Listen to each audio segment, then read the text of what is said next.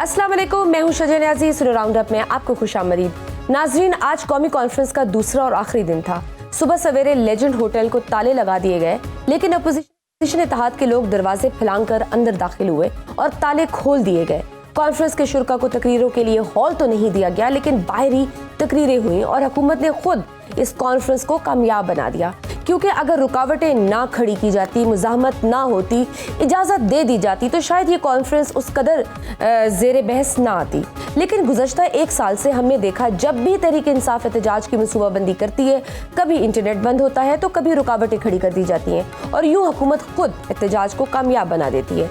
दूसरी तरफ वफाकी काबीना में तौसी का फैसला हो गया है। मुस्लिम लीग नून के रुकन कौमी असम्बली हनीफ अब्बासी, डॉक्टर तारिक फजल चौधरी, दलाल चौधरी और अफजल खोकर काबीना में शामिल होंगे। MQM पाकिस्तान के रुकन कौमी असम्बली मुस्तफ़ा कमाल भी शामिल होंगे। बैरिस्टर अकील और हुज़ैफा रहमान को भी काबीना में शामिल किया जाएगा। अभी चंद दिन पहले ही अरकान पार्लियामेंट की तनख्वाहों में इजाफे का बिल मंजूर हुआ और अब काबीना में तौसी की खबर आ गई, लेकिन अभी तक ये मालूम ना हो सका कि ऐसे कौन से काम थे जो पहले रुके हुए थे और अब नए वज़रा के आने के बाद चल पड़ेंगे। कौन सी ऐसी दूध की नहरें थीं जो पहले सूख गई थीं और अब नए चेहरे के आने के बाद बहना शुरू हो जाएंगी? किसी के पास कोई जवाब नहीं। नाज़रीन, तहरीक इंसाफ में भी आने वाले दिनों में तब्दीलियों की खबरें गर्दिश कर रही है। कल सलमान अकरम राजा ने भी कहा कि शेर अफजल मरवत के बाद मजीद सख्त फैसले हो सकते हैं। ये फैसले किस किस्म के होंगे, कौन सी बड़ी तब्दीलियां होंगी और आज की कॉन्फ्रेंस के बाद तहरीक इंसाफ पर क्या सख्तियां बढ़ेंगी, इस सारी सूरत हाल पर बात करते हैं। हमारे साथ मौजूद है नईम हैदर पंजोता, PTI के रहनुमा है। Naeem, thank you for your time. Naeem, legend hotel में आपकी कौमी कॉन्फ्रेंस थी, सुबह होटल को ताले लग गए, लेकिन आपने ताले खोले और कॉन्फ्रेंस की। ये कौन लेजेंड आपकी कॉन्फ्रेंस में रोड़े अटका रहा था? बहुत शुक्रिया जी, आपने मौका दिया।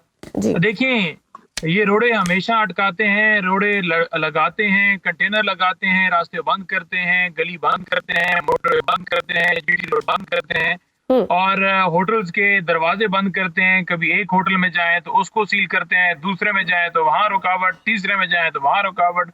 इधर क्रिकेट टीम है, आप उधर चले जाइए, हम उधर गए तो फिर एक नई जगह पर जाना पड़ा। लेकिन जिस जगह पर हम जाएं, जिस जगह पर खड़े हों, चाहे ग्राउंड में खड़े हों, इनको तकलीफ होती है क्योंकि हम आइन की सरबुलंदी, कानून की बालादस्ती की बात करते हैं।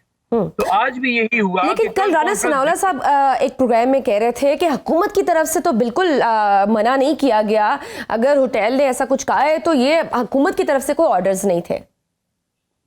तो फिर राणा साहब दी कोई बारात सी जड़ा आज लेजेंड होटल पुलिस वाले गए सन। मतलब आप इतने हैं। कल एक बैठ के मेरे साथ शर्त लगा रहा था बंदा, नून लीग का सेनेटर, वो नासिर भट्ट, कहता है जी आप साबित कर दें कि आपको रुकावट डाली है। मैंने कहा आप अभी जाएं मेरे साथ। कहता है मैं अभी जाता हूँ, प्रोग्राम खत्म होता है। बाहर निकले हैं तो गाड़ी में बैठ के भाग गया। बाई चांस उसे पता नहीं था तो अगले प्रोग्राम के अंदर फिर मेरा टाकरा होगा। मैंने तो फिर उधर पकड़ लिया। 30 मिनट प्रोग्राम इस बात पे चलता रहा कि आप राब्ता करें। कमिश्नर को का नंबर भी हमने उसको दिया, लेकिन वो भाग गया। तो ये झूठ कितने भाई, उन्होंने तो अगले जाना ही नहीं है। नहीं, हमने वीडियोस भी देखी, PTI रहनुमा किस तरह से दरवाजा फलांग रहे थे। इवन सीनियर सहाफी हामिद मीर साहब ने भी कहा कि जैसे बाकी सब अंदर आए हैं वैसे मैं भी अंदर आया हूं। बिल्कुल, बाकी भी ऐसे अंदर आए हैं और हम भी बाद में पहुंचे हैं और यही सूरत हाल थी। दरवाजे फैलांग के अंदर जाना पड़ा और जो हाल है वो हमें हाल नहीं अवेलेबल हो सका, उन्होंने नहीं मुयसर किया होटल इंतजामिया ने। हालांकि ये सुप्रीम कोर्ट के यानी वकला के हवाले से ये बनाया गया एक लेजेंड होटल है और वकला के अंदर भी अब जाकर यानी किसी की भी प्रॉपर्टी के अंदर जाकर, कोई सरकारी थी नहीं, ये तो प्राइवेट होटल है या एक लॉयर्स का एक वो होटल है, तो आप उसके अंदर कैसे जाकर इंटरवीन कर सकते हैं? तो इन्होंने वहां पर हमें हॉल के अंदर नहीं करने दिया। जो सिटिंग एरिया होता है ना होटल के अंदर, वहां जाकर ये प्रेस टॉक्स हुई और ये कॉन्फ्रेंस हुई। टेबल्स को जोड़कर हमने खुद ही स्टेज बना लिया और ऐसे स्टेज बनाकर हमने किया। लेकिन देखें, क्या आप ये सारा कुछ करने से, पीका एक्ट लाने से, ये सारी चीजें करने से आप लोगों की आवाज बंद कर देंगे? आर्टिकल 19 को फिर चेंज कर देना, जो आर्टिकल 25 है उसको भी चेंज कर दें, क्योंकि 19 कहता है कि कोई भी बोल सकता है, राय रख सकता है। नहीं, होटल इंतजामिया तो फिर आपके खिलाफ FIR दे सकती है कि हमने इजाजत नहीं दी और वो फिर आ गए और कॉन्फ्रेंस के शुरा की गिरफ्तारी भी हो सकती है। फैसल वाडा भी कल कह चुके हैं कि अब सख्तियां मजीद बढ़ेंगी। अगर ऐसा होता है तो फिर आपका क्या अलाए अमल होगा? देखिए, गोली चलाने से तो बड़ी कोई सख्ती नहीं हो सकती ना। तो हम तो गोलियां भी हमारे ऊपर चलाई गई हैं, हमारे कारकुनान शहीद किए गए हैं, हमारे ऊपर तो लाठी चार्ज, शेलिंग, मुकदमात, कोई ऐसी चीज नहीं बची 302 से लेकर कुड़ी नसाण तक। उनमें हंसी वाली आगे डकैती, चोरी, मतलब हर तरह के उन्होंने मुकदमात बनाए हैं। लेकिन क्या आप इमरान खान के मौकफ से लोगों को पीछे हटा सके हैं? क्या आपको कामयाबी मिल जाएगी अगले इलेक्शन में? क्या आप 8 फरवरी को कामयाब हो गए थे? क्या आप लोगों को अपने मुताबिक चला लेंगे? क्या लोगों के ज़हन चेंज कर देंगे? क्या आने वाली नस्लों के ज़हन चेंज कर देंगे? क्या छोटा छोटा बच्चा जो आज इमरान खान के नारे मार रहा है वो नवाज शरीफ के नारे मारना शुरू कर देगा? तो ये आपकी गलतफहमी है। देखिए सलमान अकरम राजा आज कॉन्फ्रेंस में अपनी तकरीर में कहते हैं कि हम मारंग बलोच और मंजूर पश्तीन को साथ लेकर चलेंगे, आंखों में आंखें डालकर बात करना होगी। तो एक तरफ आप चाहते हैं कि मुक्तदरा के साथ आपके मामला ठीक हो, दूसरी तरफ फिर ऐसे बयानात आते हैं। क्या इस ऐसे तरीके इंसाफ और इमरान खान की हम इसे पॉलिसी स्टेटमेंट समझें या फिर ये सलमान अकरम राजा की जाती राय हो सकती है? और इस तरह की स्ट्रेटजी से क्या इमरान खान साहब बाहर आ जाएंगे? देखिए, बात यह है कि ये पाकिस्तान के लोग हैं। मारंग बलोच के हवाले से खान साहब ने खुद जो है एंडोर्स किया कि मारंग बलोच से बात कीजिए। मेरे सामने ये बात की खान साहब ने, मुझे खान साहब ने बात की और मैं भी जिस तरह से मैसेज जिसको पहुंचाना था पहुंचा दिया कि पार्टी रहनुमाओं को आप कीजिए। बलोचिस्तान के सदर को मैंने मैसेज पहुंचाया कि आप भी राब्ता कीजिए, तो उन्होंने भी राब्ता किया। तो हम राब्ते कर रहे हैं, हर उस जमात से कर रहे हैं। जो हमने 9 पॉइंट्स एजेंडा आज इत्तेहाद ने दिया है उसके अंदर आप देख लें कि तमाम के तमाम तर मसाइल इस मुल्क के हवाले से हैं और तमाम मसाइल के ऊपर तमाम लोग जो अपोजिशन के जो आज सारे आपने देखे जिनमें आगे दूसरे भी शामिल होंगे, उनका इन तमाम पॉइंट्स के ऊपर एजेंडा एक है। इमरान खान का जो नजरिया अडयाला जेल कैदी नंबर 804 जो अंदर बैठ के बात कर रहे हैं, आज हर अपोजिशन जमात का जो बंदा हेड कर रहा था, लीड कर रहा था, आज उस मौक़िफ़ की तायद कर रहे थे। आज कह रहे थे कानून की सरबुलंदी होनी, आज कह रहे थे कि इलेक्शन चोरी किया गया, आज कह रहे थे कि नया इलेक्शन होना चाहिए, आज कह रहे थे कि सियासी खवातीन और बच्चों को, बूढ़ों को, बुजुर्गों को गिरफ्तार किया गया। आज नहीं तो उसमें क्या ये बात भी की गई कि इमरान खान साहब को रिहा किया जाए? क्योंकि शाहिद खाकान अब्बासी साहब ने कुछ दिन पहले कहा कि पीटीआई का तो सिर्फ एक ही एजेंडा है, वो चाहते हैं कि इमरान खान साहब की रिहाई हो, जबकि हम इसको लार्जर पिक्चर में देख रहे हैं। हम कानून की बालादस्ती की बात कर रहे हैं, हम हकूक की बात कर रहे हैं, हम लॉ एंड ऑर्डर की बात कर रहे हैं, इंसाफ की बात कर रहे हैं, अदलिया के निजाम की बात कर रहे हैं। जिसको तकलीफ होती है ना इमरान खान साहब के नाम से, और जिसको तकलीफ होती है इमरान खान की रिहाई के नाम से, तो उसको तकलीफ हम देंगे। हम बिल्कुल मुतालबा करते हैं इमरान खान साहब समेत तमाम लोगों को रिहा करना चाहिए। चोर लुटेरे जितने बिगौड़े जिनको क्लीन चिटें दी गई हैं उन्हें जेल में जाना चाहिए और मुहब्बे वतन पाकिस्तानी को बाहर आना चाहिए। लेकिन सर अब जैसे इस्लामाबाद में एक कॉन्फ्रेंस की इजाजत नहीं दी जा रही, तो फिर आप हुकूमत के खिलाफ कोई बड़ी तहरीक को कैसे कामयाब बना पाएंगे? अलायंस के हवाले से जो मौकफ दिया है खान साहब ने, उन्होंने कहा है कि रूल ऑफ लॉ, जमहूरियत की आज़ादी, इदारों की आज़ादी, आइन और कानून की बालादस्ती के लिए ये मौकफ है हमारा उनके साथ। और ये मौकफ तो बड़ा क्लियर है, आइन और कानून की सरबुलंदी होगी तो फिर खान साहब भी रहा हो जाएंगे, फिर इलेक्शन भी वापस करना पड़ेगा, फिर सारी चीजें हल हो जाएंगी। सर आप अलायंस की, ठीक है, आप अलायंस की बात कर रहे हैं। आज JUIF के सेनेटर कामरान मुर्तजा और दीगर रहनुमाओं ने तो शिरकत की, लेकिन मौलाना कतर के दौरे की वजह से नहीं आ सके। अभी तक तहरीके इंसाफ ने मौलाना के तहफ़्फ़ुज़ात का जवाब भी नहीं दिया। आप पूरी उम्मीद है कि कोई ब्रेक थ्रू होगा और मौलाना साहब भी आपके साथ तहरीक में शामिल होंगे, या माइनस मौलाना साहब तहरीक चलेगी? मौलाना साहब को चाहिए कि बिल्कुल तहरीक का हिस्सा बने। वो तो कह रहे हैं कि हमने अपने तहफ़्फ़ुज़ात आपको पेश किए, आप वहां से जवाब आएगा तो अगली बात होगी। तौर पर अपनी जो है वो रेपुटेशन या अपना फ्यूचर या अपनी बेहतरी चाहते हैं तो उन्हें कानून और आइन की बालादस्ती के लिए तो बिल्कुल साथ देना चाहिए और उन्हें देना चाहिए। तहफ़्फ़ुज़ात की बात देखें, अगर उनका किसी मामले के ऊपर मौक़िफ़ है ना कि उस जगह पर हमें एतमाद में नहीं लिया गया या फलानी जगह पर हमें बैकफुट पर किया गया, तो वो तहफ़्फ़ुज़ात हो सकते हैं, वो बैठ के दूर भी हो सकते हैं, वो तहफ़्फ़ुज़ात ज़ाती तौर पे हो सकते हैं, लेकिन ये मुल्क का मामला है। जो तहफ़्फ़ुज़ात मौलाना साहब ने नहीं, मैं एक चीज़ आपसे पूछना चाहूँगी, जो तहफ़्फ़ुज़ात मौलाना साहब ने आप लोगों के साथ शेयर किए, कन्वे किए, क्या वो इमरान खान साहब से डिस्कस हो गए? वहाँ से कोई जवाब आए? देखें तहफ़्फ़ुज़ात जितने भी हैं जो वो बातें करते हैं, खान साहब से भी गाए बगाए बातें बताई जाती हैं, खान साहब के सामने मौक़िफ़ पहुंच जाता है। लेकिन आज भी आपने देखा कि जब JUI के रहनुमा कामरान मुर्तजा साहब ने खड़े होकर ये कहा कि ये हमें शिकवे हैं, तो राय साहब ने बात की कि हमारे अंदर भी गलतियां होंगी, हमने भी कोई गलतियां की होंगी, लेकिन पुरानी चीजों को भुलाइए और इस मुल्क की खातिर आगे बढ़िए। तो जब मुल्क की बात आ रही है तो फिर मेरा ख्याल में मुल्क के ऊपर तवज्जो देनी चाहिए। बाकी हर एक की अपनी जमात है, उसने अपनी सियासत करनी है, लेकिन मुल्क के साथ खिलवाड़ ना कीजिए। ठीक, लेकिन सेनेटर फैसल वाडर साहब तो बार बार कह रहे हैं कि तहरीक इंसाफ के अपने लोग ही नहीं चाहते कि इमरान खान साहब रिहा हो। फवाद चौधरी साहब भी यही कहते हैं कि ये कौन से लोग हैं जो इमरान खान की रिहाई नहीं चाहते, ये बता दें आप मुझे। ये वही लोग हैं जो मुश्किल वक्त में इमरान खान को छोड़ गए थे। ये वही लोग हैं जो सेनेटर फैसल वाडा वो तो कह रहे हैं कि मैं तो रिलीज कमेटी बनाना चाहता हूँ, वो तो यही कह रहे हैं कि इस तरह से तो कभी भी नहीं होगा, आपको ग्रैंड अलायंस की ज़रूरत है, उसके लिए मौलाना साहब की ज़रूरत है, और उस तरह से हम एंगेज नहीं कर पा रहे जिस तरह से करना चाहिए मौलाना साहब को। नहीं, मैं फैसल वाडा की बात का आपको जवाब दे रहा था जहां तक फवाद चौधरी साहब की बात है। देखिए, फवाद चौधरी साहब जो है अपने एक माइंड रखते हैं, विजन रखते हैं, वो सोच रखते हैं, कोई राय दे सकते हैं, किसी की राय को रोक नहीं सकते आप। दूसरी बात यह है कि पार्टी के अंदर वापस लेने का फैसला या निकालने का फैसला या किस वक्त वापस लेना है, ये फैसला खान साहब का है। तीसरी बात यह है कि इमरान खान साहब का जो मौकफ है वो बड़ा क्लियर है कि जो मेरे पार्टी के ओहदेदारान हैं मैं उनके साथ खड़ा हूं, जो भी स्ट्रेटजी बनाएंगे मैं उनको सपोर्ट करूंगा।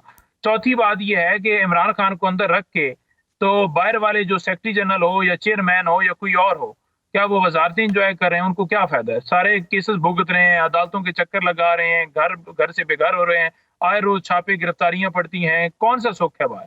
तो ये गलत बयानी है, सिर्फ एक प्रोपेगेंडा है जो नून लीग पीपल्स पार्टी और तो सर फिर इस हसास मौके पर जहां इतनी सारी सख्तियां आप लोग बर्दाश्त कर रहे हैं, इतनी सोबतें देख रहे हैं, तो फिर वहां पे इस तरह की बातें आना कि आप में ग्रुपिंग हो रही है, आप में आपस में ही इतने इख्तलाफात हैं, तो ये डोंट यू थिंक कि आपके जो ये ग्रेटर जो गोल है उसको वो डैमेज कर सकता है? आपके सेक्रेटरी जनरल सलमान अकरम राजा तो कह रहे थे कि शेर अफजल मरवत के अलावा भी मजीद फैसले हो सकते हैं। बिल्कुल हो सकते हैं जी। खान साहब ने बड़ा दो टोक कहा है कि जो भी डिसिप्लिन की वॉयलेशन करेगा यकीनन उससे पूछ होगी, और पार्टी का मतलब ये होता है, ये नहीं है कि कोई किसी का कोई घर वाला मामला है, बल्कि पार्टी जब होती है उस पार्टी का एक स्ट्रक्चर होता है, उसका चेयरमैन है, उसका सेक्रेटरी जनरल है, ताहयात चेयरमैन बैठे हुए हैं, तो जो वो पॉलिसी देंगे उसको फॉलो तो करना पड़ता है। अगर मैं पार्टी से हट के कोई बयान देता हूँ या ये कह देता हूँ, इधर बैठ के गालियां दे देता हूँ जो आज सारे आए हुए थे, तो वो पार्टी के खिलाफ बात होगी ना, तो ये तो मैं नहीं कर सकता। तो इन इख्तलाफात को तो दूर करना चाहिए ना, इससे तो फिर आपकी अपनी मोबिलाइजेशन, आपका अपना कॉज डैमेज हो रहा है ना। और जिस तरह से ये तो बड़ी खुलेआम इख्तलाफात आ रहे हैं ना आपके, तो जिनको आपने निकाला है उनकी भी फेवर में बहुत सारे लोग हैं। जुनैद अकबर साहब ने भी उनकी फेवर की कि उनको नहीं निकालना चाहिए। देखिए, खान साहब ने बड़ा दो टोक मौकफ रखा हुआ है। उन्होंने कहा है पार्टी के तमाम लोगों को कि मेरी तरफ से वाज़ेह हदायत है कि पार्टी के बयान के साथ चलिए।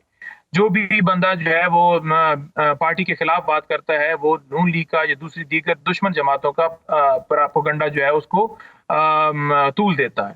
तो लिहाजा आप जो है पार्टी के डिसिप्लिन के अंदर रहकर पार्टी के साथ चलें, जो मेरे ओहदेदार लगाए गए हैं उनके साथ दीजिए। ग्रुपिंग को उन्होंने सख्ती से मना किया, लेकिन कोई अगर ग्रुप बनाता है या करता है तो वो खान साहब के पास पहुंच जाती है, उसके ऊपर वो एक्शन ले लेंगे। बाकी ये इंटरनल मामला हैं, लेकिन आप एक्सटर्नल देखें कि मुल्क की खातिर हम क्या कर रहे हैं। और सबसे अहम चीज ये है कि क्या ये इंटरनल इख्तलाफात किसी जमात में नहीं है, और अगर हमारी जमात में है तो क्या इमरान खान की मकबूलियत में फर्क आ जाएगा? तो लोग इमरान खान की आप इमरान खान की मकबूलियत में तो फर्क नहीं आएगा, लेकिन आप लोगों का वर्कर जरूर कंफ्यूज होगा कि हमें भाई किसके पीछे लगना है। अगर एक बंदा आके एक बात कर रहा है, दूसरा बंदा आके दूसरी बात कर रहा है, तो उसने आपके ऑब्वियसली आपके डिसिप्लिन, आपके मोबिलाइजेशन, इन सबको वो डैमेज कर सकता है। नहीं, कोई ऐसे डैमेजिंग नहीं है। आप देखें कि जब हमने कॉल दी है, यानी खान साहब ने हुक्म दिया, हमने बाहर अनाउंस किया, तो क्या लोग नहीं निकले? क्या 26 को गोलियां नहीं फिर चलानी पड़ी लोगों के खौफ से? क्या लाहौर एहतजाज नहीं हुआ? क्या मीनार पाकिस्तान जलसा नहीं हुआ? संगजानी नहीं हुआ? तो ऐसी कोई बात नहीं। ये बाकी चीजें होती हैं जो पार्टी के अंदर कि उसने मुझे ये कह दिया, मेरे बारे में ये बात कर दी, वो एक अलग चीज है। सही, बहुत शुक्रिया। पीटीआई के रहनुमा नईम हैदर पंजाब साहब मौजूद थे। नाज़रीन, वक्त छोटी सी ब्रेक का, देखते रहिए Suno round up. Welcome back to Suno round up. नाज़रीन, रावलपिंडी में खेला जाने वाला पाकिस्तान और बांग्लादेश का मैच बारिश के बाइस मनसूख हो गया है। पाकिस्तान और बांग्लादेश दोनों टीम्स को एक पॉइंट्स मिल गए हैं। ताज़ा एदाद शुमार के मुताबिक पाकिस्तान ग्रुप ए में 1 पॉइंट के साथ सबसे नीचे है और पहले ही मरहले में टूर्नामेंट से बाहर हो गया है। कल पाकिस्तान क्रिकेट टीम के हेड कोच आकिब जावेद ने एक प्रेस कॉन्फ्रेंस की। हस्बे मामूल उन्होंने गलतियां तस्लीम करने के बजाय टीम का दिफा किया। उन्होंने कहा कि पाकिस्तान ने बेहतरीन टीम सेलेक्ट की थी, टीम में जो भी सिलेक्ट हुआ अपनी कारकर्दगी की वजह से आया। ये हकीकत है, हमारी परफॉर्मेंस नहीं आ रही, बाबर के सिवा हमारे पास कौन सा ऑप्शन है। उन्होंने मजीद कहा कि सुफियान मुकीम और इरफान नियाजी का वनडे के हवाले से एक्सपोजर नहीं था। इससे पहले भारत से शिकस्त के बाद कप्तान मोहम्मद रिजवान ने भी एक प्रेस कॉन्फ्रेंस की जिसमें उन्होंने कहा कि हम टूर्नामेंट से बाहर होते हैं तो हो जाए, मुझे कोई फर्क नहीं पड़ता। नाज़रीन, टीम में सर्जरी की बातें तो होती हैं, लेकिन हमें ये सर्जरी कब नजर आएगी? जिम्मेदारी लेना और माफी मांगना तो दूर की बात है, यहाँ तो मैनेजमेंट गलती तस्लीम ही नहीं कर रही। ये गैर संजीदा रवैया कब ठीक होगा? इस सारी सूरत हाल पर बात करते हैं। हमारे साथ मौजूद एक्सपर्ट इरफान चौधरी और उनके साथ है याया हुसैनी। आप दोनों को मैं वेलकम करूंगी। सबसे पहले याया, आपसे जानना चाहूंगी, इंडिया से बदतरीन शिकस्त के बाद कल पाकिस्तान क्रिकेट टीम के हेड कोच टीम के दिफा के लिए पाकिस्तान सामने आए। उन्होंने कहा कि कोई भी खिलाड़ी बगैर परफॉर्मेंस के टीम में शामिल नहीं हुआ। उन्होंने मजीद कहा कि ये जो हमारी टीम थी यही बेस्ट और मुमकिन टीम थी। उनकी प्रेस कॉन्फ्रेंस से तो यही लग रहा था जैसे हम अभी भी अपनी गलतियां तस्लीम करने के बजाय एक डिनाइल फेज में चले गए हैं। ये रवैया कब ठीक होगा? जी बिल्कुल शजिया नियाज़ी साहब, अस्सलाम वालेकुम सबसे पहले तो। और आप पॉलिटिक्स का शो करती हैं, आज पॉलिटिक्स से स्पोर्ट्स का आपने एक सेगमेंट रखा है, क्योंकि इस वक्त आवाम के जज्बात जो है ना बहुत ज्यादा, आपको पता है, सब दुखी हैं। हाँ जी बिल्कुल। तो टॉक ऑफ द टाउन जो बात हो रही है, आपने भी उस मौजू के ऊपर आज गुफ्तगू करना मुनासिब समझी। तो बात दरअसल ये है कि हम बात करते हैं सियासत की, लेकिन ये बात भी हकीकत है कि पाकिस्तान की ऐवानों में सियासत से ज्यादा पाकिस्तान के खेलों में सियासत है।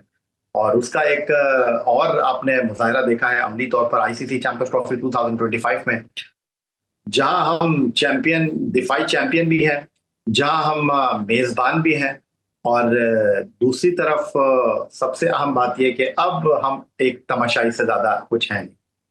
तो आईसीसी चैंपियंस ट्रॉफी का एक इश्तिहार चल रहा है, वो लाइनें तो मैं पहले दिन से ही सुन रहा हूं कि हम दिफाई चैंपियन भी हैं, हम मेजबान भी हैं जी। हम ट्रॉफी जीते ना जीते, लोगों के दिल जरूर जीतेंगे। तो आप मुझे ये बताइए कि क्या हमारी टीम ने लोगों के दिल जीते हैं या लोगों के दिल तोड़ दिए हैं?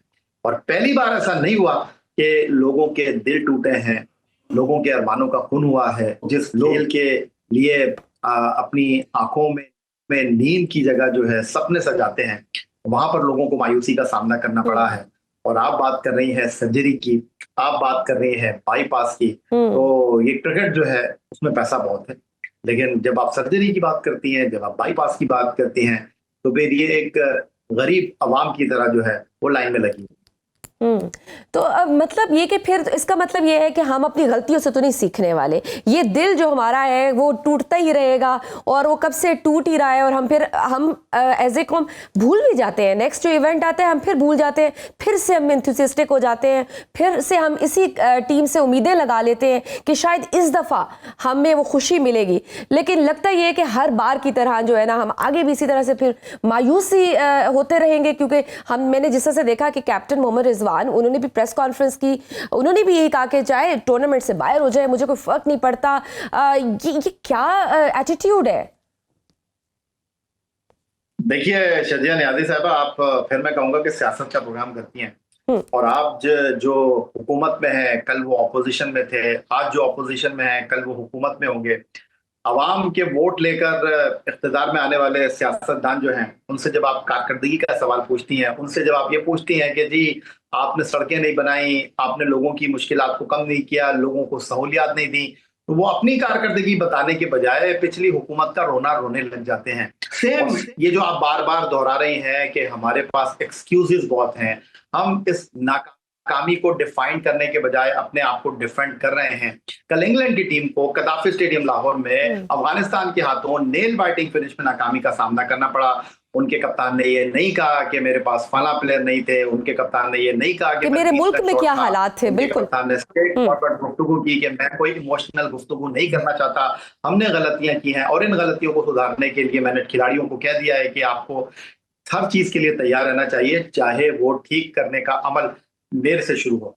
लेकिन यहाँ पर आपने कोच की बात की, तो कोच कहते हैं कि जी हमारे पास तजुर्बेकार खिलाड़ी नहीं थे। तो फिर तजुर्बेकार खिलाड़ियों की आप बात करते हैं, तो तजुर्बेकार तो वो लोग हैं जो कि इस वक्त टेलीविजन पर बैठकर टीम पाकिस्तान की काम परफॉर्मेंस का पोस्टमार्टम कर रहे हैं, फिर उनको खिला देना चाहिए। और ये जो खिलाड़ी हैं, इनको मेरा ख्याल है कि अभी तो फिर इनको आप क्यों मुंतखब कर रहे हैं? दुनिया की टीमों में यंग ब्लड की आप बात करते हैं, नए खिलाड़ियों की आप बात करते हैं, और आपके कोच कह रहे हैं कि ये तैयार नहीं थे। तो तैयार नहीं थे तो बस फिर तबसरे और तज़किये सुनते रहिए और हर बात के लिए तैयार रहिए। बिल्कुल, एंड वी टोटली अंडरस्टैंड कि हार और जीत खेल का हिस्सा है, लेकिन अगर वो उसके लिए एफर्ट ही ना हो तो फिर तकलीफ होती है कि आपने अगर उसके लिए एफर्ट नहीं की, जीत के लिए आप हार जाते, कोई मसला नहीं था, लेकिन वो एफर्ट भी हमें नजर नहीं आई, जिसकी वजह से पूरे कौम में शायद गुस्सा भी इसी वजह से है। टीम सिलेक्शन से लेकर अब तक सब कहते रहे कि स्पिनर्स होने चाहिए। आप लोगों के भी मैं प्रोग्राम्स देखती रही, आप एक्सपर्ट्स बार बार ये सजेशंस दे रहे थे, लेकिन आकिब जावेद ने कहा कि हमारे पास 3 अच्छे पेसर्स हैं, उन्हीं के साथ खेलेंगे। दूसरी तरफ इंडिया के खिलाफ मैच में यह साबित भी हो गया कि हम गलत थे, हमें स्पिनर्स को शामिल करना चाहिए था। इतने साल हमने यूएई के ग्राउंड पर क्रिकेट खेली है, हमें बेहतर पिच कंडीशन पता होना चाहिए थी, फिर ये छोटी छोटी गलतियां क्यों हुई? अगर आप ये कह रही हैं कि हम ग्राउंड था हमारा यूएई और हम कई सालों से वहां पर खेल रहे थे, तो वहाँ फास्ट बॉलर नहीं जिता रहे थे हमें, वहां तो हमें स्पिनर जिता रहे थे, तो स्पिनर हमारे पास थे नहीं। तो ये सवाल किसी ने आकिब जावेद साहब से किया नहीं, आकिब जावेद के सामने रखा नहीं, क्योंकि बात दरअसल ये है कि यहाँ पर लोग हवा के रुख के साथ चलते हैं, और आकिब जावेद अपनी सुनाकर चले गए, और अब सांप गुजरने के बाद लकड़ी पीटने से कोई फर्क पड़ता नहीं। और आपने बात की कि अहलियत की, सलाहियत की, तो अहलियत सलाहियत की तो यहाँ पर बात ही नहीं हो रही, या तो दोस्ती यारियों की बात हो रही है।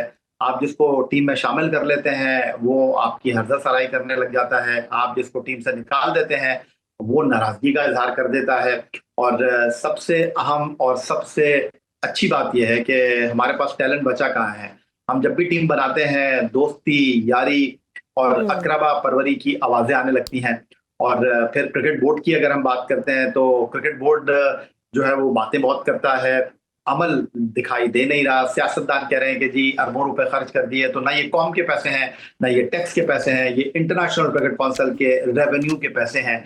और सिर्फ तनकीद बराए तनकीद नहीं होनी चाहिए, तनकीद बराए इस्लाह होनी चाहिए। आज हमारे सियासतदान chairman cricket board Syed Mohsin Raza Naqvi को मोरद इल्जाम ठहरा रहे हैं, उनके हवाले से बात कर रहे हैं, तो यही वो सियासतदान हैं, यही वो लोग हैं जो कुछ दिन पहले कद्दाफी स्टेडियम लाहौर में थपकी दे रहे थे मोहसिन रजा नकवी को।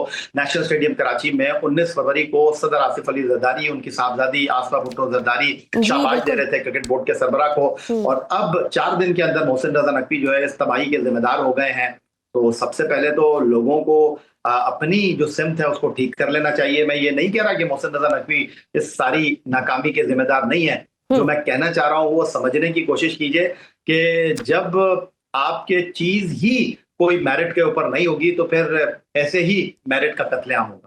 बिल्कुल, क्योंकि अगर हम देखें ऑस्ट्रेलिया और साउथ अफ्रीका के साथ सीरीज में टीम का एक कॉम्बिनेशन बना हुआ था, लेकिन इरफान नियाजी, सुफियान मुकीम को नहीं शामिल किया गया, उस्मान खान को साथ लेकर गए लेकिन खिलाया नहीं गया। ये क्या सोच के ये फैसले हुए?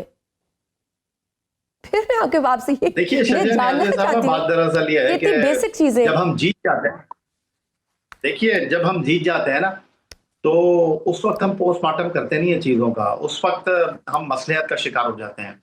ऑस्ट्रेलिया के खिलाफ आप जीते, उनके मेन प्लेयर नहीं खेल रहे थे। साउथ अफ्रीका के खिलाफ आप जीते, उनके मेन प्लेयर नहीं खेल रहे थे। लेकिन आपको पता है यहाँ पर अगर आप सच्ची बात करेंगे तो फिर आपके लिए जो है वो मुश्किलात बहुत हो जाएंगी। जब आप जीत जाते हैं तो बस फिर रॉकेट की तरह आपको आसमान पर लेके जाते हैं, कोई कुछ सुनने के लिए तैयार नहीं होता। एक जमाना था लेजेंड जावेद मियांदाद हो गए, कौमी क्रिकेट टीम के साबिक कप्तान इमरान खान हो गए जिनकी क़यादत में हमने 92 वर्ल्ड कप जीता, यूनुस खान हो गए जिनकी क़यादत में हमने 2009 आईसीसी वर्ल्ड T20 जीता, सरफराज अहमद हो गए जिनकी क़यादत में हमने 2017 चैंपियंस ट्रॉफी जीती, और बहुत सारे नाम पाकिस्तान क्रिकेट में।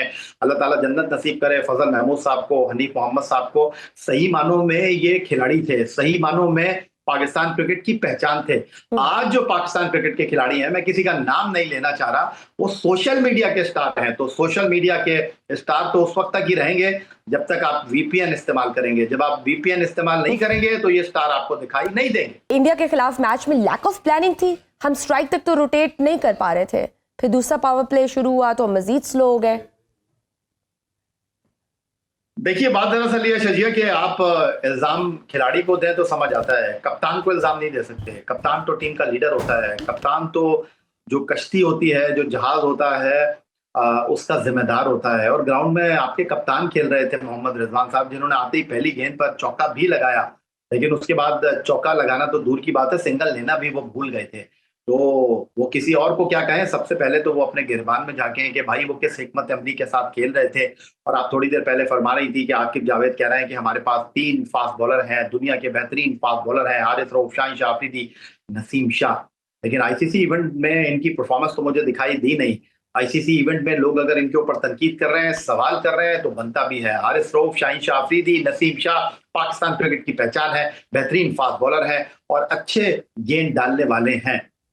लेकिन आईसीसी इवेंट में ये बॉल डालना क्यों भूल जाते हैं? क्या दबाव इनके ऊपर आ जाता है, या इनके अंदर अहलियत नहीं है, क्या इनके अंदर सलाहियत नहीं है?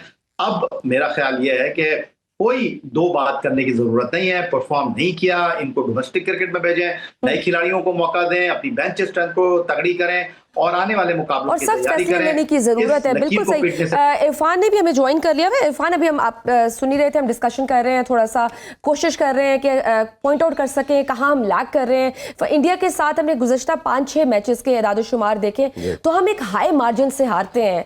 आपको क्या लगता है इसकी क्या वजह है? अभी आया भी यही कह रहे थे कि जब ये जाते हैं खेलते हैं तो उनकी बॉडी लैंग्वेज बता रही होती है कि शायद ये उस तरह से सुपर फिट नहीं है। क्या साइकोलॉजिकल प्रेशर में आ जाते हैं? हमारी बॉडी लैंग्वेज भी बेहतर नहीं दिखाई देती? देखिए, इसके शजिया कई फैक्टर्स हैं। अगर हम पाकिस्तानी क्रिकेट का डिबैकल देखते हैं तो अभी से नहीं हुआ। ये स्टार्ट हुआ था जब सरफराज को कप्तानी से हटाया गया था। ये असल में वो पहला स्टेप था जो डिक्लाइन की रीजन बनी। फिर ग्रेजुअली ये 2-3 साल लड़के कोर अच्छा खेलता रहा, चलता रहा मामला। फिर ये 2023 के जो एशिया कप था, उस टाइम से इंडिया के साथ जो मैच था कैंडी में, उसके बाद डिजास्टर हमारा स्टार्ट होता है। और उसकी रीजन कई फैक्टर्स हैं। सबसे बड़ा फैक्टर ये है कि ये जो 8-10 लड़कों का कोर था, इन्होंने किसी नए बच्चे को आने नहीं दिया। फिर जब इनकी आपस में टसल शुरू हुई, कप्तानी की जो बैटल शुरू हुई 2 प्लेयर के, और फिर सर्टन ग्रुप इनके एक दूसरे को अगेंस्ट जाते रहे, तो मेरा ख्याल है उसने पाकिस्तानी क्रिकेट को सबसे ज़्यादा डेंट किया। लेकिन अगर आप बात करते हैं, ओबियसली फिटनेस पे भी बात कर सकते हैं, दूसरे एरियाज पे भी कर सकते हैं, बट रिसेंटली अगर आप देखें तो ओडीआई फॉर्मेट के अंदर जो टेम्पलेट पाकिस्तान को मिला हुआ था वो बड़ा अच्छा था। T20 और टेस्ट में हमारी परफॉर्मेंस अच्छी नहीं थी, बट ओडीआई में हम देखें, हम साउथ अफ्रीका में वाइट वॉश करके पहली दुनिया की साइड बने जिन्होंने वाइट वॉश किया। फिर इसी तरह 22 साल के बाद ऑस्ट्रेलिया को हराया, जिम्बाब्वे सीरीज जीती। प्रॉब्लम कहाँ पे आता है? ये इनका मेंटल ब्लॉक है कुछ ना कुछ। और जो मैंने जिस तरह पहले कहा कि कुछ ना कहीं अंदर लड़कों का आपस में रिफ्ट भी है, कुछ किसी को पसंद नहीं करता, कुछ दूसरे प्रॉब्लम भी हैं। उससे रही सही कसर ये आ गई कि आपने सिलेक्शन ऐसी ऑड की इस चैंपियन ट्रॉफी के लिए। पूरा पाकिस्तान एक साइड पे था और जो सिलेक्शन कमेटी थी वो दूसरी साइड पे थी, और पूरा पाकिस्तान कहता रहा कि आपके पास एक ओपनर को रिप्लेस ओपनर के साथ करना चाहिए। इन्होंने नहीं किया। सारी दुनिया कहती रही कि एक स्पिनर के साथ आप सर्वाइव नहीं कर सकते, आपके पास एटलीस्ट 2 रेगुलर स्पिनर होने चाहिए। अच्छा, ये जो दूसरी एक माइंडसेट है ना कि 4 स्पिनर और 6 बैटर के साथ या 7 बैटर के साथ जाना, ये सक्सेसफुल मॉडल नहीं रहा। आप इंग्लैंड को देख लें, वो स्ट्रगल करके बाहर हो गया इवेंट से, पाकिस्तान बाहर हो गया।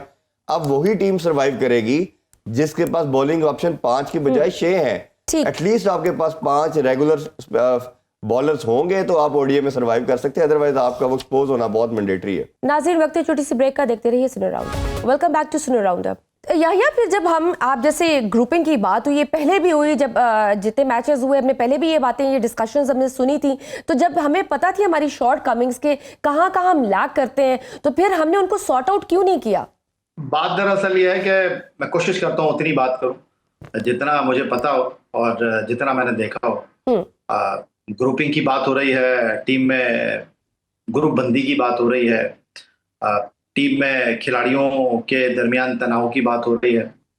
तो सबसे पहले सिलेक्शन की बात कर लेते हैं। सिलेक्शन पूरे पाकिस्तान ने तो करना नहीं था। पूरा पाकिस्तान बहुत सारी चीज़ों पर आवाज़ उठा रहा है, महंगाई पर बात कर रहा है, बिजली के बिलों की बात कर रहा है, पानी के मसले की बात कर रहा है, हुकूमत की बात कर रहा है। तो क्या पाकिस्तान में जो लोग हैं उनकी सुनी जा रही है? तो सिलेक्शन तो उन लोगों ने करनी थी जिनको क्रिकेट बोर्ड ने सिलेक्शन की जिम्मेदारी दी थी। और अगर सिलेक्शन गलत है तो मैं बहुत आपसे एहतराम से ये जानना चाहता हूँ कि 3 खिलाड़ियों की सिलेक्शन पर बात हो रही है कि बांग्लादेश की परफॉर्मेंस के ऊपर उनकी सिलेक्शन हुई है। उनमें से एक नाम खुशदिल शाह है, तो जो सबसे ज्यादा रन हैं 2 मैचों में, क्योंकि आज का मैच तो वॉश आउट हो गया, तो पाकिस्तान की तरफ से वाहिद बैट्समैन है जिसने 100+ रन किए हैं, वो खुशदिल शाह है। तो कैसे सिलेक्शन गलत हो गई उनकी? फिर बात हो रही है कि जी फहीम अशरफ को और उस्मान खान को गलत लिया गया, वो तो मैच ही नहीं खेले, तो कैसे सिलेक्शन गलत हो गई। फिर अब बात हो रही है कि जी खिलाड़ी जो है वो एक दूसरे की टांगे खींच रहे हैं, खिलाड़ी जो है वो मसाइल पैदा कर रहे हैं, तो ये तो फिर क्रिकेट बोर्ड की कमजोरी हुई। हमने तो नहीं देखा किसी खिलाड़ी को डिसिप्लिन पर टीम से बाहर किया गया। असल में बात दरअसल ये है कि जो क्रिकेट बोर्ड है उसकी कोई सहमति नहीं है, किसी दिन कोई फैसला करते हैं, किसी दिन कोई फैसला करते हैं, और उसके बाद यहाँ पर जो चेयरमैन आता है उसको लगता है कि वो क्रिकेट ठीक कर देगा। तो क्रिकेट बोर्ड का जो भी चेयरमैन आता है हुकूमत की आशीर्वाद से आता है, यहाँ पर सिलेक्शन जो है वो होती है, यहाँ पर मेरिट पर तो कोई आता नहीं है। तो यहाँ पर जो सबसे बड़ा मसला है वो ये है कि एहसान मानी साहब आए तो उन्होंने जो है वो 6 टीमों का कॉन्सेप्ट लेकर आ गए। उसके बाद अब जैदी साहब मोहसिन रजा नकवी साहब आए तो इन्होंने कहा कि जी डोमेस्टिक क्रिकेट का डेटा ही नहीं है, तो डोमेस्टिक क्रिकेट के अंदर प्लेयर ही नहीं है, तो भाई फिर ये टीम कैसे बन गई? ये टीम तो वही खेल रही है जो चैंपियंस कप के 2 टूर्नामेंट हुए उसमें तो टीम ही मुंतखब नहीं हुई। बात सिर्फ और सिर्फ जो है वो आपकी परफॉर्मेंस की है। ये जो खिलाड़ी खेल रहे हैं इससे बेहतर टीम हो नहीं सकती थी, ये पाकिस्तान की बेहतर टीम है। क्योंकि हम बात करते हैं कि जी स्पिनर होने चाहिए, तो भाई आपके पास तो वो स्पिनर है ही नहीं जो बैटिंग भी कर सकता है, और अगर स्पिनर होते भी पाकिस्तान टीम में तो वो खेलते नहीं, वो बाहर बैठे रहते हैं, क्योंकि 3 फास्ट बॉलर आपने खिलाने थे, शाहीन, हारिस और नसीम। आप मुझे बता दीजिए क्या इनके बगैर टीम बन सकती है पाकिस्तान की? अगर इनके बगैर पाकिस्तान की टीम बन सकती है तो फिर आप मुझे स्पिनर डाल के दिखा दीजिए। सही, तो आप कुछ ऐड ऑन करना चाहेंगे इरफान इसमें देखिए जैसा याया भाई कह रहे हैं, मेरा इस पे थोड़ा सा डिफरेंट पॉइंट ऑफ व्यू है। जिस तरह मैं पहले बात कर रहा था कि आपके 5 रेगुलर बॉलर के साथ जाना चाहिए था, बॉलर के अंदर आप डेप्थ पैदा कर सकते थे। साजिद खान आपके पास एक ऐसी कमोडिटी थी जो 7वें 8वें नंबर पे आके हिटिंग भी कर सकता है, हम उसकी टेस्ट में परफॉर्मेंस देख चुके हैं। वो बॉलर भी बड़ा तगड़ा है, बॉडी लैंग्वेज जो लैक करती है हमारे पास वो आइडियल सिनेरियो था। चले फिर आपने उसको कंसिडर नहीं करना था तो वाइट बॉल में आपने सुफियान मकीम को रखा, फैसल अकरम को जिम्बाब्वे सीरीज में रखा। मेरा मानना यह है कि ये जो फैसल अकरम था ये आज ये पाकिस्तान की हिस्ट्री का बेस्ट बॉलर बन सकता है, बट जो ये बात हम करते हैं नेपोटिज्म की और सर्टन माइंडसेट की, हम लड़कों को अपॉर्चुनिटी नहीं देते। आप देख ले 3 मैचेस में उस बेचारे को पूरे ओवर नहीं करवाए गए। फिर आपने सुफियान मुकीम पे ट्रस्ट किया, T20 में अच्छा किया, आपने ओडीआई खिलाया, उसने डेब्यू में 4 आउट किए। इरफान खान न्याजी ऐसा आपके पास कमोडिटी थी जो 6वें 7वें नंबर पे आके हिटिंग करता था। और आपने इंडिया के खिलाफ क्या करना था? इंडिया के खिलाफ सिर्फ आपने out of the box, out of skin चीजें करनी थी। आपने चांस लेना था रादर दैन कि आप उस्मान खान के साथ करते या उस्मान खान के साथ जाते, आप इमाम को आपने रखा या साउथ शकील को बैठाया जा सकता था और आप चार्ज करते। आप कन्वेंशनल क्रिकेट खेल रहे हैं। 162 बॉल्स हमने जो है न्यूजीलैंड के अगेंस्ट डॉट खेली, फिर हमने 152 खेली इंडिया के खिलाफ। ये दुनिया की कौन सी क्रिकेट है? या देखिए क्रिकेट में 2 चीजें होती हैं, या आप अटैक करते हो या आप ऑब्वियसली आउट हो जाते हो। ये क्रिकेट, ये माइंडसेट क्या है कि आप रोकते चले जा रहे हैं, जिसे कहते हैं क्रिकेटिंग। बिल्कुल सही। आई होप कि जहाँ हम लैग कर रहे हैं इस पूरी डिस्कशन का मकसद यही था। लास्ट चीज ये कि अकाउंटेबल जब तक नहीं ठहराएंगे ना, आप लास्ट वर्ल्ड कप के बाद भी सर्जरी का वर्ड बोला गया, कुछ नहीं हुआ। बिल्कुल ठीक, अपनी गलतियों को निशानदेही करके उनको मानने की जरूरत है। बहुत शुक्रिया याया हुसैनी और हमारे साथ मौजूद थे। नाज़रीन, प्रोग्राम में आगे बढ़ते हैं। इन सियासतदानों के एहसासों के हवाले से फॉफन ने एक रिपोर्ट जारी की है जिसके मुताबिक हमारे हर दिल अजीज वजीर आजम शहबाज शरीफ साहब जो हाल ही में सेंट्रल एशिया का दौरा करके आए हैं, जो पाकिस्तान में सरमायाकारी लाने के लिए दिन रात कोशिशें कर रहे हैं, उनके ज़्यादातर असासे बैरून मुल्क में हैं। वज़ीर आज़म शहबाज शरीफ ने 2024 के इंतखाबात में 7 करोड़ 30 लाख रुपए के असासे जाहिर किए, जबकि 2018 से 19 में जो उन्होंने असासों की जो तफसीलात बताई थी वो 31 करोड़ रुपए थे। नवाज शरीफ ने गुज़श्ता इलेक्शन में अपने कागजात नामजदगी में सिर्फ 15 करोड़ 50 लाख रुपए जाहिर किए हैं, जबकि इससे पहले इंतखाबात में उन्होंने 1 अरब 80 करोड़ रुपए के असासे जाहिर किए थे। दीगर अफराद में आसिफ जरदारी ने 2 अरब रुपए और बिलावल भुट्टो जरदारी ने 1 अरब 90 करोड़ रुपए के असासे जाहिर किए। आसिफ जरदारी ने 2018 के इंतखाबात में 9 करोड़ 90 लाख रुपए के असासे मुल्क में और 65 करोड़ 40 लाख रुपए के बैरून मुल्क असासे जाहिर किए थे, जबकि इस वक्त बिलावल के असासे 1 अरब 58 करोड़ रुपए थे। दूसरी तरफ पिल्डेट ने हुकूमती वज़रा की कारकर्दगी के हवाले से रिपोर्ट भी शाया की, जिसके मुताबिक वज़ीर कानून आज़म नज़ीर तारड़ पहले नंबर पर थे। कानून साजी के हवाले से उन्होंने सबसे ज्यादा 38 हुकूमती बिलों की मंजूरी करवाई, जिनमें आईनी तरमीम भी शामिल है। ख्वाजा आसिफ ने कारकर्दगी के हवाले से दूसरी पोजीशन और कैसर अहमद शेख ने तीसरी पोजीशन हासिल की है। पिल्डेट रिपोर्ट के मुताबिक वज़ीर आज़म शहबाज शरीफ की पहले पार्लिमानी साल में पार्लियामेंट में हाजिरी सिर्फ 18% रही। कायद मुस्लिम लीग नून मियां नवाज शरीफ साहब ने पहले पार्लिमानी साल में सिर्फ 5 मरतबा असेंबली इजलास में शिरकत की। अफसोसनाक सूरत हाल यह है कि पहले पार्लिमानी साल में हमें जमहूर की आवाज़ बहुत कम सुनने को मिली।